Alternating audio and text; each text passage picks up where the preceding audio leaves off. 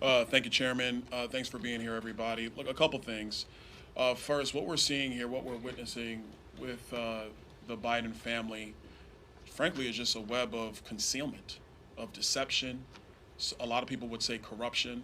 But let's be very clear. You have this many companies involved, this velocity of transactions, size of transactions. Like my colleagues have said, this is not how normal businesses operate. I had the ability with Chairman Comer and other members of the committee to go over to the Treasury building and review documents. And having read those documents, one thing became pretty crystal clear that there were many people who had serious questions about the transactions and about the velocity of these transactions, and they either get very, very deep into concealment, hiding money, shifting money, and for the purpose, we don't know, because one thing everybody in this room and the American people definitely know is that the Biden family doesn't really have a business. There is no business structure around this family except politics. And since Joe Biden has spent decades in the Senate, served 8 years as vice president, and is now president of the United States, and the family's getting money from various countries and foreign businesses through various shell companies and this web of LLCs. I mean, guys, you in the press, this is easy pickings. I'm giving you Pulitzer stuff here. Like, all you have to do is literally look at our memo and see the level of detail upon which they have created this. And it's very, very frustrating. We have now been able to clearly see that the Biden's associates, like Rob Walker, Eric Sherman, as has been discussed, created at least 16 companies while Joe Biden was vice president of the United States. 16 companies created while he was vice president. Now the list is 20, and as we continue our investigation, that list is growing. And like I said before, the question is, to serve what purpose? And the purpose of all these companies being created is to conceal money that the Biden family has been gaining because Joe Biden has been sitting at the upper echelon of our politics for almost 5 decades.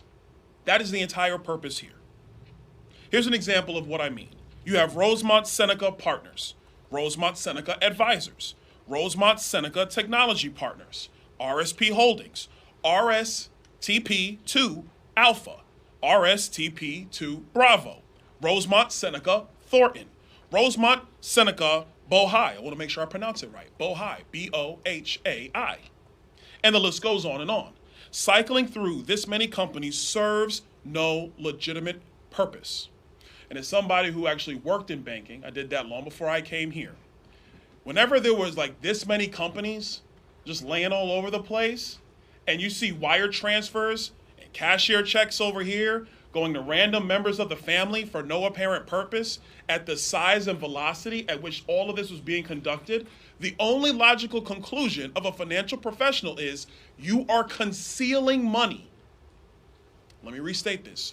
You are concealing money from either the IRS or from credit agencies or from other people in general. That's the only reason you set up a structure like this. Some of these companies were connected to Hunter's personal professional company, Oswego, or Skinny Atlas, Scale Atlas, however you want to pronounce it. And the list goes on. And Mr. Biggs, he talked about Hudson West 3 and some of those other issues that were going on as well. One thing I want to make sure is that all of this has happened and Joe Biden is aware. Nobody in this room can logically sit here and say that the President of the United States had no idea that these companies were being formed while he was vice president of the United States. And I will add you, he was probably in better mental shape then than he is today. I'll throw that out there. And so what this committee is going to continue to do is pursue this investigation. We are going to continue to document, and we're going to provide that information to all of you in the press. So to help you, and frankly, like Congresswoman May said, and probably help the DOJ along with their investigation. One quick note, it's interesting that the Department of Justice has been investigating Hunter Biden for quite some time, and we seem to just never really get anywhere. And so I think that's also interesting as well. I wonder what's going on at the Department of Justice.